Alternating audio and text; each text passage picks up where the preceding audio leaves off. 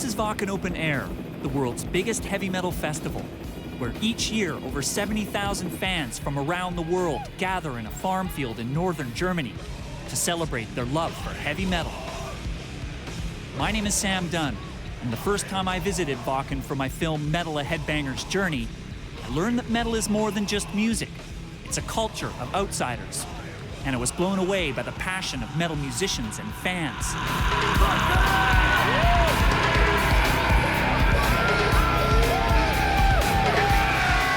But my film was only an overview of the anthropology of heavy metal. There's a much bigger story to be told. Over the past 4 decades, heavy metal has evolved into dozens of subgenres, including thrash metal, glam metal, nu metal, prog metal, grunge, the new wave of British heavy metal, and many more. But why did metal splinter into all these subgenres? And what has each subgenre contributed to the evolution of this music? You know, many documentaries have explored the history of jazz, classical, and the blues, but still, I feel metal has never really got its due. So this is my new journey, a journey into the evolution of heavy metal.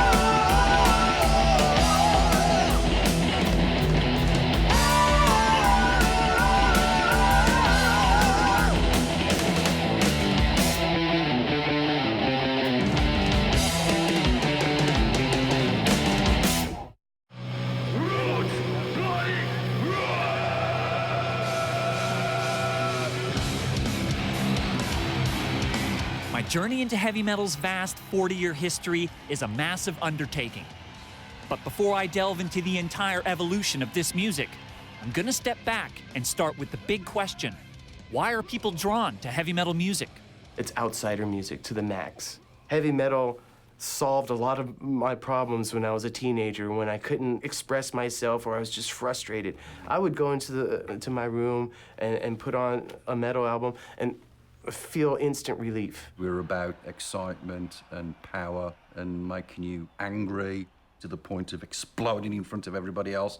That's what metal is about. When I bang my head, it feels good. It releases some kind of chemical inside of me. I'm not sure what it is, but heavy metal is the greatest noise that ever was created. Heavy metal is pushing your life to the maximum, pushing it as hard as you can get it onto the edge of chaos. It's a chance to just rail, just to get it out, to express that you're not going along with the program. There's an aggression and an attitude and an intensity to everything I do in life, and I think it all comes from the way that music made me feel since I was a kid. A certain kind of abandon, you know, like sort of tossing the rules out the window and just going for it.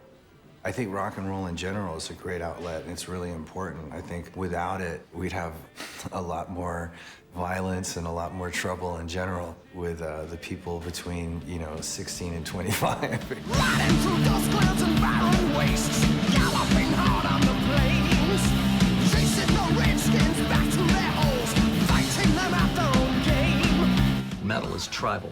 There's something tribal about being in one place, jumping up and down to the same beat, people headbanging and sweating and smacking into each other. And at the end of that concert, they've gone through something together. Heavy metal music has become an essential catharsis. It's a rite of passage.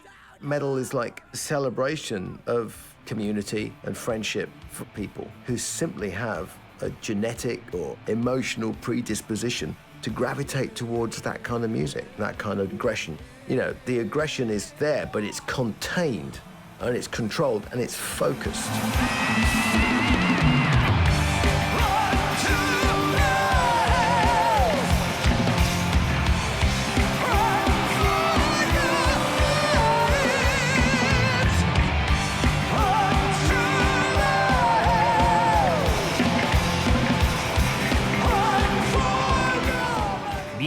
heavy metal musicians has made me realize that the power, community, and aggression in metal music connects with people on a very deep level. And so I'm curious to find out what's actually happening inside our brains when we feel aggressive from listening to heavy metal. So I've tracked down a neuroscientist who teaches here at McMaster University, and I want to ask her, where does this feeling of aggression and power come from when we listen to metal music?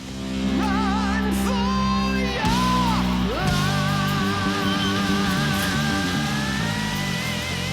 Hi, you must be Laurel. Yeah, nice to meet you. I'm Sam. Nice to meet you. We're interested in the auditory system here and how it develops and what the effects of experience are on the brain and how people hear things and how they react to things. And we're particularly interested in music. So when you came in, we put the sensor net on your head, and as you listen to different pieces of music, we measured your brain responses.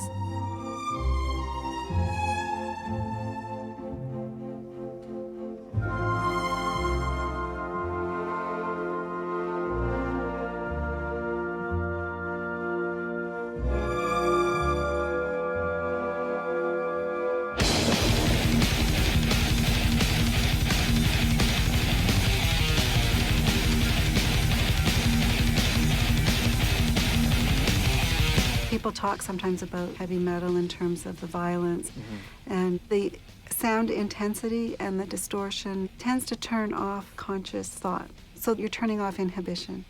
All of us are capable of violent behavior. On the other hand, the other side of it is that we do like to feel a lack of control from time to time. And if this is done in a safe environment, then it can be a positive thing. There's something in heavy metal music that speaks to the reptilian brain. It doesn't speak to the intellect. It doesn't speak to a thought process that's on the surface. There's something that connects very viscerally with heavy metal music that it just feels awesome. Certainly an outlet that you couldn't get anywhere else. You come to the show and lose your mind and get in the pit and go crazy and stage dive and have fun. It's not about violence, it's about fun. You might be bruised and really tired the next day, but you know what? It's like a great massage. You're gonna feel really good afterwards. So in the metal context, it's like you're exercising the part of you that is aggressive, that is combative, but without any real danger. That's right.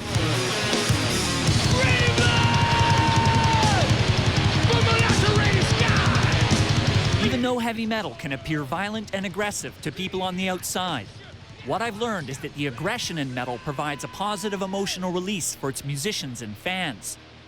And so I now have a much better grasp of why people are drawn to this music. But since this series is about the evolution of metal, I need to understand how metal has changed over its 40-year history and why it's become the complex phenomenon that it is today. So I'm embarking on a journey that will take me to over 40 cities in 12 countries across 3 continents. I'll travel from the back streets of Birmingham, England to LA's Sunset Strip, and from the crossroads in Mississippi to soccer stadiums in Santiago, Chile.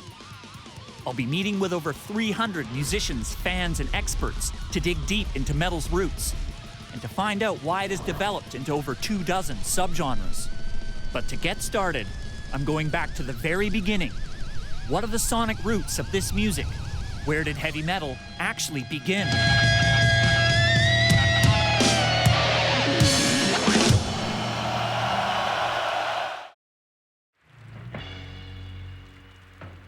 The birth of heavy metal is a much debated topic among metal fans, musicians, and experts. But most will agree that the genre was born in February 1970, when Birmingham, England's Black Sabbath released their debut record, Black Sabbath.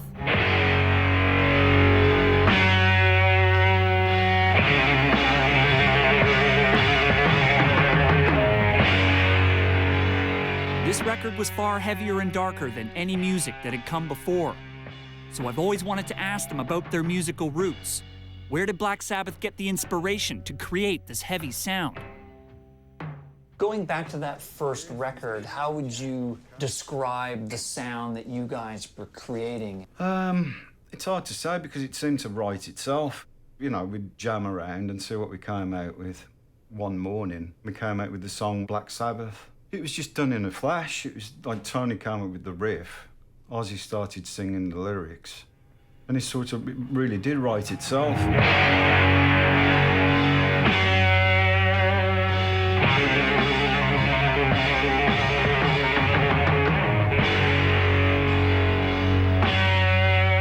What were the main inspirations for that opening riff? I remember playing Mars, the Planet Suite, dun, dun, dun, on the bass when we were rehearsing.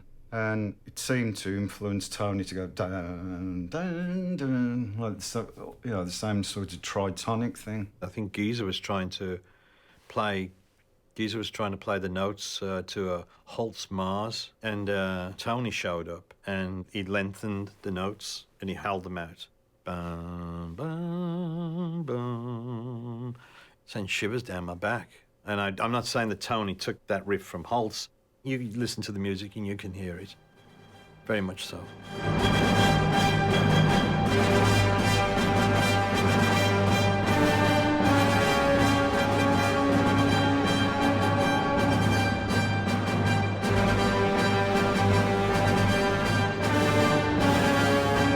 Classical music was obviously an inspiration for Black Sabbath in their early years.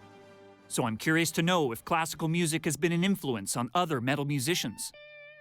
And so I've come back to Germany to meet with Uli John Roth, who's a classical music expert and former guitarist of the Scorpions, to talk with him about this connection between classical music and heavy metal.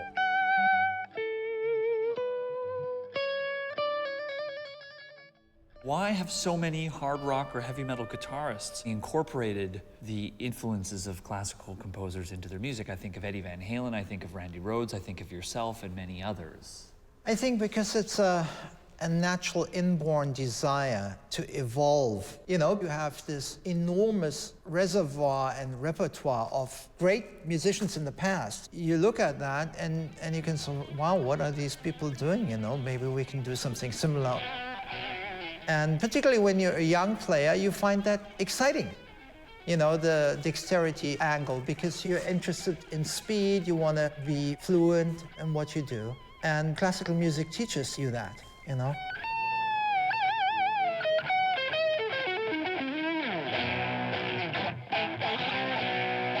As a young fan of metal, I thought all other music sucked. You know, like classical music, jazz music, it's totally wimpy, man. But then when I became a guitar player and I realized that the excellence of an Eddie Van Halen and Yngwie Malmsteen and the excellence of Niccolo Paganini had something in common. I appreciated not just the musicianship, but the expression that very talented non-metal musicians brought to their own genres, and it was very inspiring to me.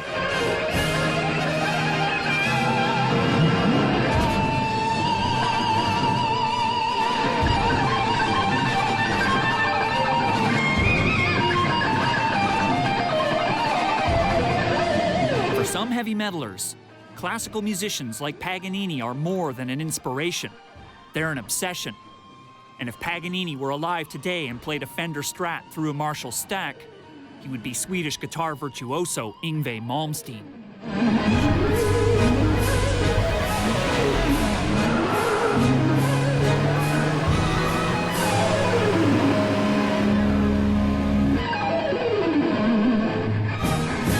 You brought the classical sound quite boldly into the rock and metal format than what anyone else did. What it was that I saw on TV. It was this Russian violinist who was just going mad on the violin, you know.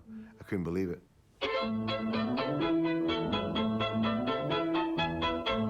And they said at the end of the program, it was Niccolo Paganini's 24 Caprices. And I just said, wow, you know, if I could get any of that, you know, the linear singing notes, arpeggios, all that stuff, if we put that in the guitar, that would be amazing, you know. So once I heard that, that was it. I knew that's what I want to do. Just technically, it's amazing what Paganini did. And I felt that I needed to challenge myself, and I didn't want to take the easy way out. I think that's the main reason for me. I always felt like I had to be better than I am. And to me, to be better would be to play more difficult, the more complex classical type music. You know, I don't want to just play it safe. So 2-string, it'd be 3-string, 4-string, 5, 6-string arpeggios. But people kept on telling me to slow down. You know, I said, hey, slow down. I'm like, oh. You know, remember, less is more. And I always said, how can that be? How can less be more? It's impossible. More is more.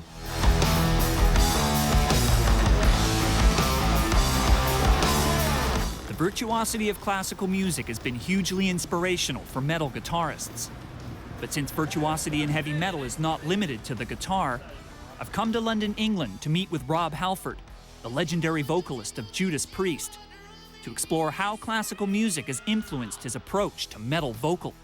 Before I became a professional singer, I worked in the theatre for a while, and I looked on this from the side of the stage, and I would watch opera, you know, and I'd look at the audience and I'd look at the performer and back and forth, and it was intriguing to see, and I was just mesmerised by that power of the voice and what it can do. Ripetilo, si caro accento, un puro di ciel di contento. You listen to somebody like Pavarotti, who's my ultimate god. Look at the scope that can be created by these vocal cords in your throat. It's absolutely sensational. So I've always had fun as a singer to try and do as many dramatic things as I possibly can.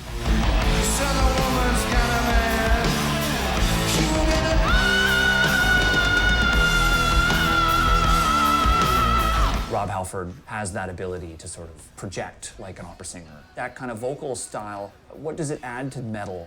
Opera is a very challenging style of music to perform, you know, as a singer, especially. Much more challenging, I think, than rock music, you know. One of the things that I notice about like Rob and Bruce and myself is there's a huge amount of theatrics in our delivery, you know, trying to get your point across to the audience and affect them and elicit some sort of emotion.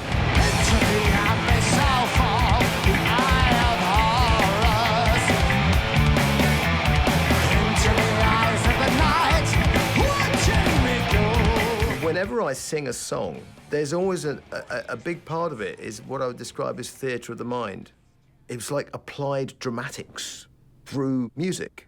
And I wouldn't like to say we were on any kind of level with any great opera or classical anything, you know. It's simply a desire to do a good job at messing with people's imagination. Trauma and intensity, jealousy and rage and revenge, like opera. Metal's got all of those things going for it. We're about excitement and power and making you very emotional, and that's what metal is about, that whole visual, larger-than-life experience. Heavy metal at its core is martial music. It's big, heavy, military, scare-you-to-death music. Heavy metal was a term that came much later on, but the idea of heavy music, that's been there since the beginning of time. It's the music that Wagner played in concert halls with his outsized instruments and his huge orchestras. The whole idea was shake the walls, shake the world through the power of this music.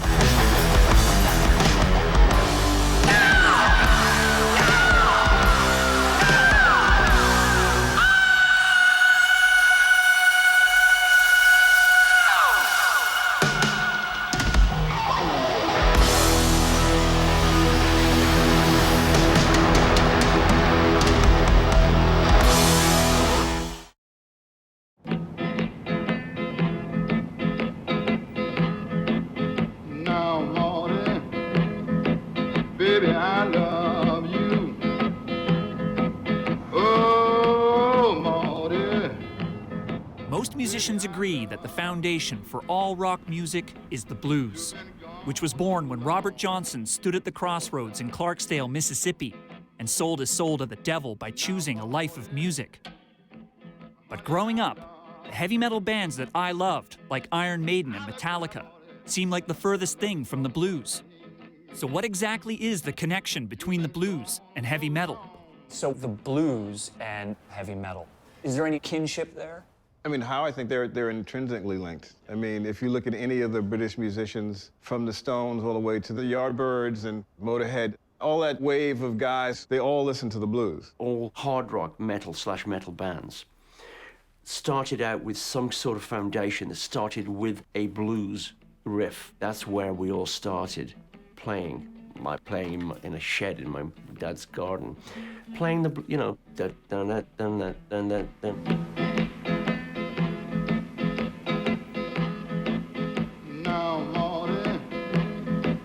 Baby, I love you. I know you're a fan of blues and have studied the blues. What's the shared DNA between early blues and modern day metal? Well, right off the bat, they're both riff-based music. I mean, a lot of blues songs have a riff, and it's sit on that riff. Heavy metal is the same way. You sit on a riff, you just soak it for as much emotion as you can. The riff is a huge part of the arsenal of virtually every rock guitarist. Look at Metallica in a song like Hit the Lights. Hit the lights! Hit the lights! Hit the lights! Ha ha! You got riffs all over that song, but you got 3 different tempos. So you shift from one section to another, the riffs change, you get this incredible release.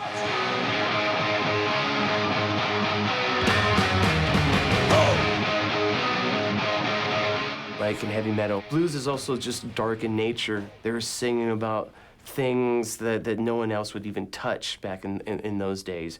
It had an edge to it. It wasn't glossy. The real blues of Robert Johnson and Howlin' Wolf, it sounded dark, it sounded dirty, it sounded evil. These old blues guys, they had a growl to their voice. Oh, little bitty boy, you better tell him, why don't you hear me crying? If there's one blues vocalist who sounds like a metal frontman, it's Howlin' Wolf.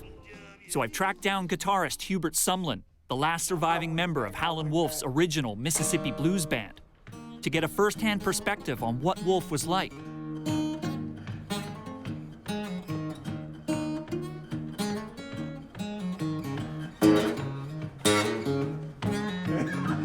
That's it, man.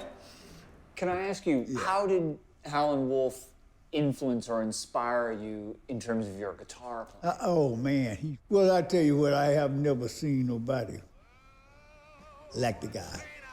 This guy didn't have an education, but he knew about riffs, he knew about music, and he knew about feeling. He says, the thing, man, you gotta feel what you're doing. Can you tell me about the big voice that he had? Oh, yeah, the voice. You scared the devil out of me, man. Just like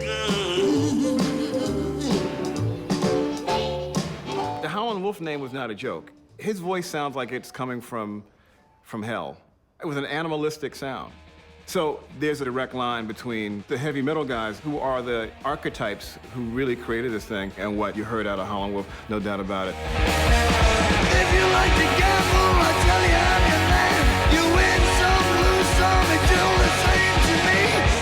In the tradition of what lead singers do, metal is from the blues in terms of its absolute roots.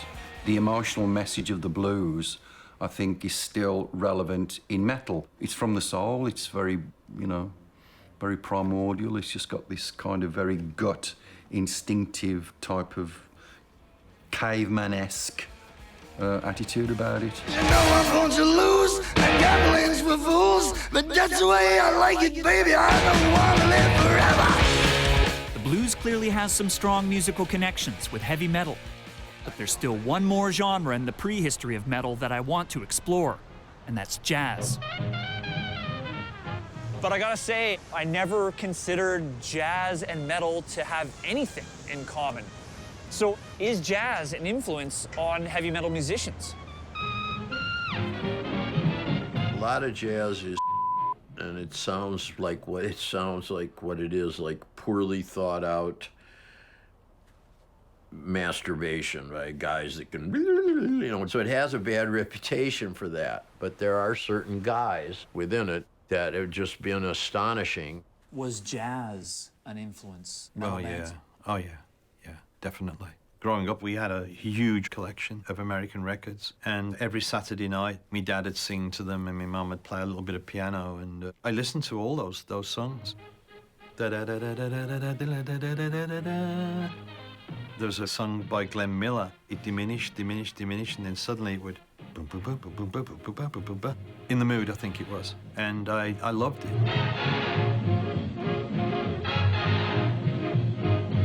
So I was terribly influenced by that music. And did you take that and try to bring that to Sabbath's music? Oh, it's in Sabbath's music. You can hear all the swing in there. You can hear it in Fairies. Ba-bam, bam, ba-dum, ba. When you're doing those kind of chops, it's swing. And the band could swing real well.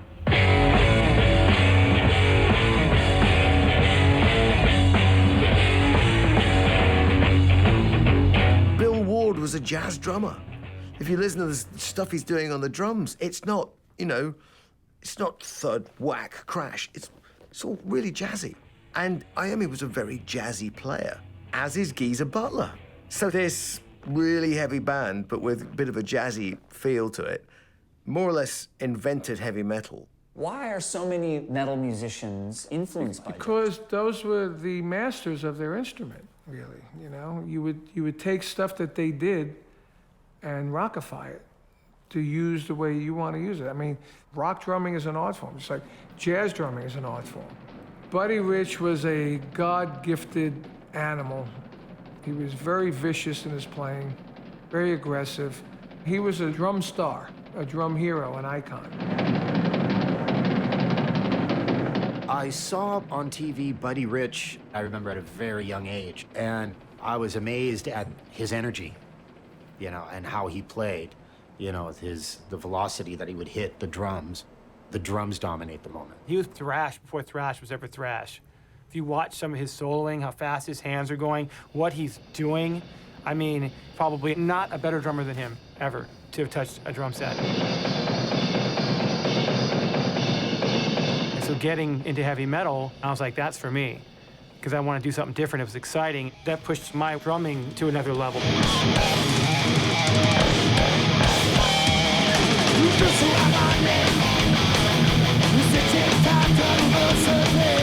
Whether it's jazz, blues, or classical, I now have a much better understanding of metal's deepest musical roots.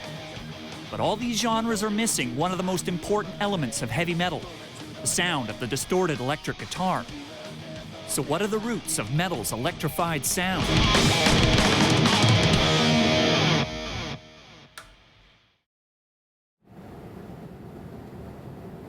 Just one quick reminder, you must remain seated throughout the rest of the flight. Thank you.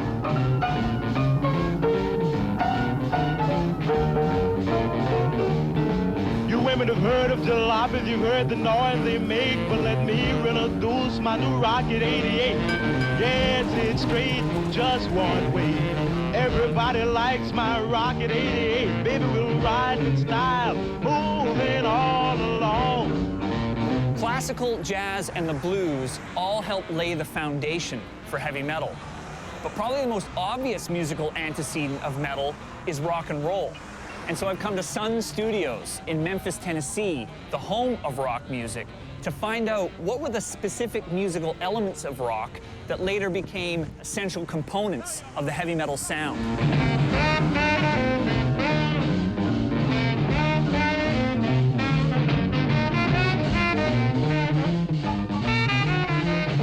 Why is Sun Studio the birthplace of rock and roll? Well, it all stems from a particular recording that took place here back in 1951, Rocket 88, by a band by the name of Jackie Brenston and his Delta Cats. And I've got the absolute very first copy that was ever recorded down here on Sam Phillips' lathe recorder. Sam Phillips, you know, producer at Sun Records in Memphis, Tennessee, is incredibly important in the history of American music, period. Sam wanted things that sounded different. That was always his goal. He's the guy that when, you know, Ike Turner arrives at the Sun Studio in 51 to cut Rocket 88, and the speaker cone is cracked and consequently has this distorted sound, he's the one who goes, that's incredible, I want that sound. As the story goes, the guitarist, Willie Kizzert, was taking his amp out of the car and putting it up on top of the car. Amp fell off the back, punched a hole in the speaker cone. So they went inside, they stuffed it full of newspaper. Sam loved the sound of the punctured speaker cone of the amplifier itself. And it was, according to most music historians, the first recorded use of distorted electric guitar in music in general.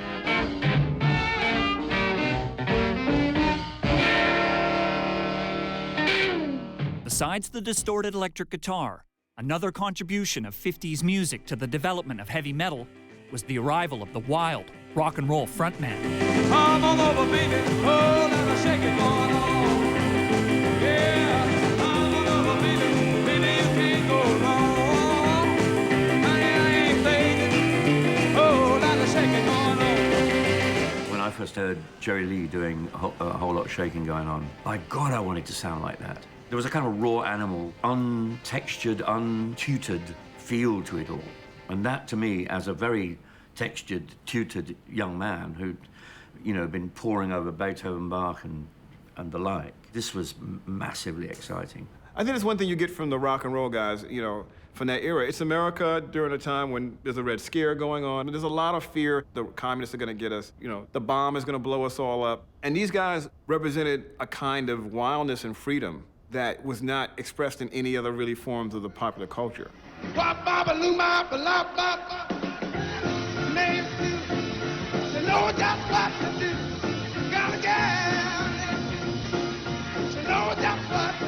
The heaviest things when I was growing up was Little Richard. He didn't like try and make his voice nice, you know, acceptable. He just sang it how he felt it, you know. And I always admired that. That's why I sing like I do, you know. I don't try and put in any special airs and graces. Like, you know, what you see is what you get. So there's a connection from Little Richard to Lemmy. Yeah, a big one, you know. Because if I had a hero in those days, it would have been him. Little Richard, you know, you listen to Tutti Frutti, his first big hit in '55, and it's like, it's transgressive in all sorts of ways. He is shredding his larynx in those 2 bars, and the sound just leaps out of those speakers. She knows how to love me, yes indeed. Boy, you don't know what you do to me. I want to go back to another early rock and roller. What was Elvis's contribution to this story? Elvis was the Metallica of his time. Elvis took rock and roll out of its small fan base and made it safe for the rest of America. Elvis sold rock and roll. Without Elvis, I don't know what would have happened to rock and roll. Elvis, to me, was balls to the wall, you know, and he was incredibly influential. I didn't want to do anything else other than get a job like Elvis. You know, in Great Britain, we were used to safe listening. So when Elvis comes up shaking his ass and, you know, saying, Warden threw a party in the county jail, the prison band was there, and he began to wail, you know, it's just like, whoa. Went to a party at the county jail. You know, if you listen to that and then just transpose it to Saturday night and I just got paid, gonna fool around, ain't gonna save. I mean, it's Elvis. Saturday night and I just got paid.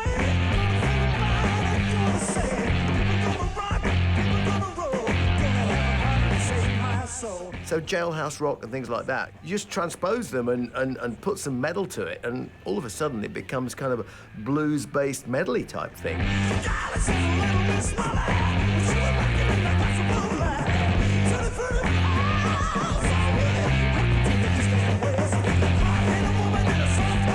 Before iconic heavy metal bands like Deep Purple emerged onto the scene, in the early 1960s, rock and roll went through a phase that felt like the furthest thing from heavy metal.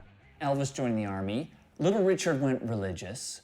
Buddy Holly died. What was the state of rock at that time? Rock and roll was scary and creepy. Elvis had gone into the army. Everybody else was in prison. Suddenly, Frankie Avalon showed up singing Venus, if you will. Please send a little girl for me to thrill. Venus, if you will. Please send a little girl for me to thrill. A girl who wants my kisses and my arms. A girl with all the charms of you. So I guess music in America had become fairly safe. Very safe and very manufactured.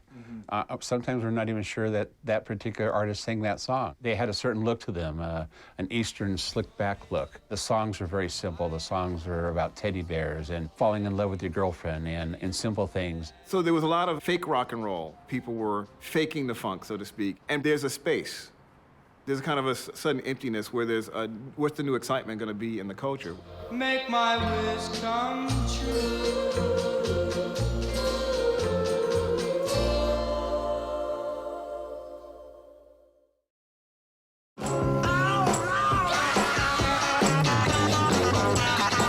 In the early 60s, rock and roll crossed the Atlantic from America to Britain, kicking off what is famously known as the British Invasion.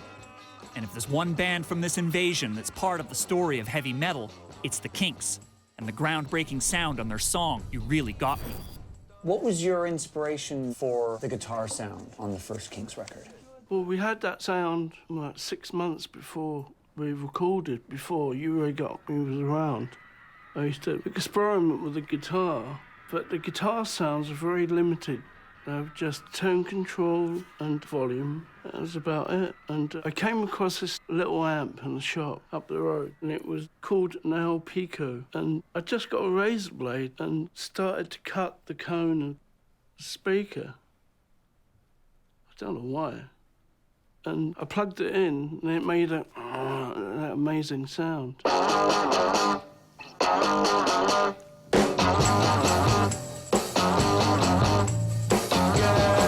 You really got me going. You got me so I don't know what I'm doing. And so I'm still doing these three-fingered chords on my guitar, and now I've got this really gritty, twangy, woody sound in my amp that the speaker slashed. So this chord now sounds immense. It was like discovering something. Felt more like an inventor than a musician. You really got me. You really got me. You really got me. The first dirty guitar I'd ever heard was You Really Got Me. That very early da-da-da-da-da was so, like, demonic. Made mums and dads go, oh, turn it off, it's evil. You Really Got Me. It's about grit, it's about raw expression and feeling. It's not about whining and dining or middle-class behavior. It's about, I like you, I want to you.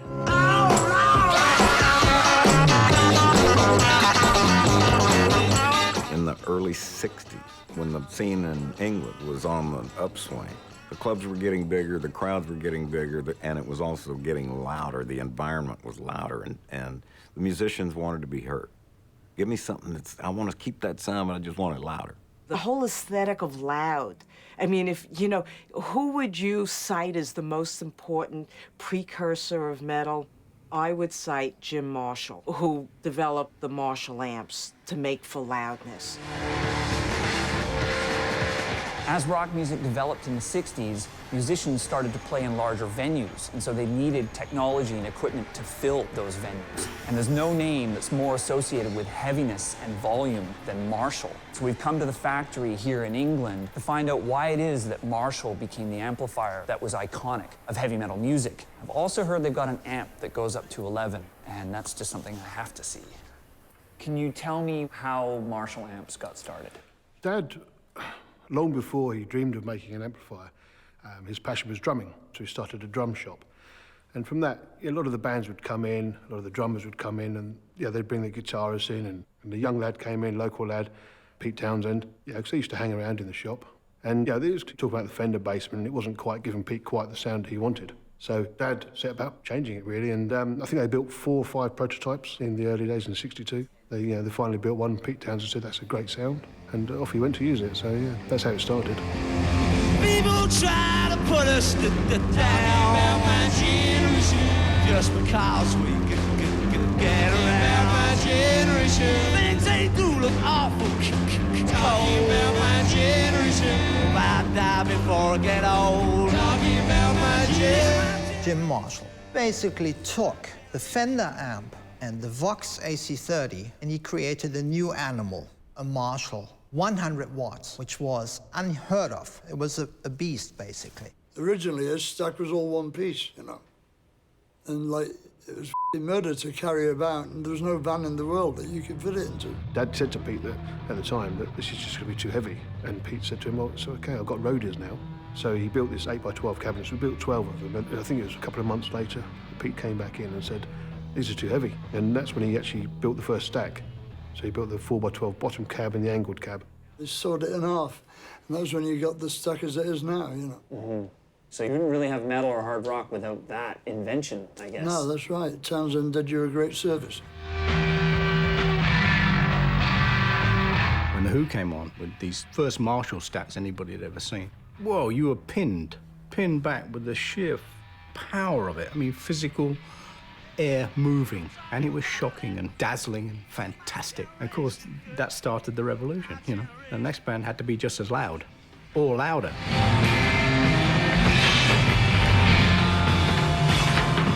Backed by Marshall stacks, The Who set in motion a volume race, and bands were now competing to be the loudest in all of Britain. But then there was one musician from America who would expand the sound of rock guitar beyond just volume and distortion.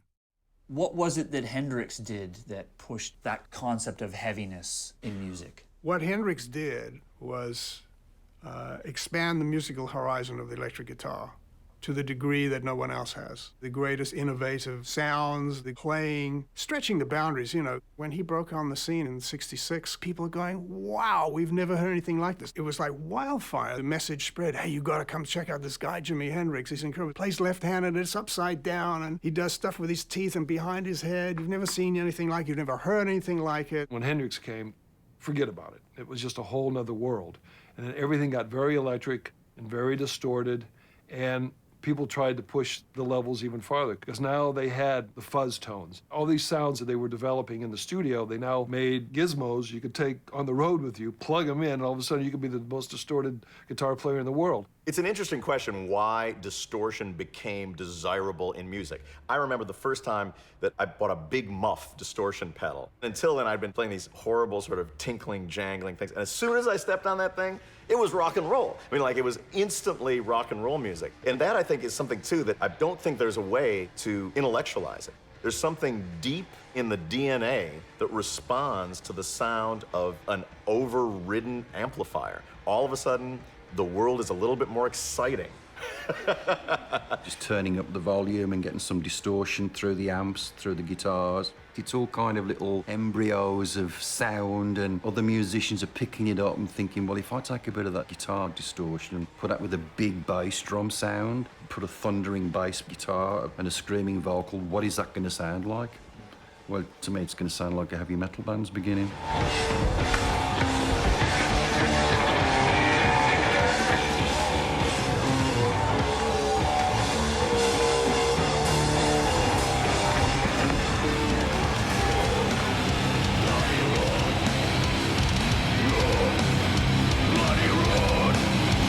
So far is that the origins of metal are way more complex than I first thought. People have been creating bombastic sounds that channel feelings of rebellion and aggression for hundreds of years. And so on a conceptual level, metal isn't new at all. But I think what surprises me most is that the sense of community that I feel in metal and at places like Wacken isn't new either. Ever since Elvis gyrated his hips or Little Richard screamed into the microphone, music has provided young people with a community to belong to. And so ultimately, what I feel I'm faced with in this series is the realization that metal and us metalheads are part of a much bigger story than I ever could have imagined.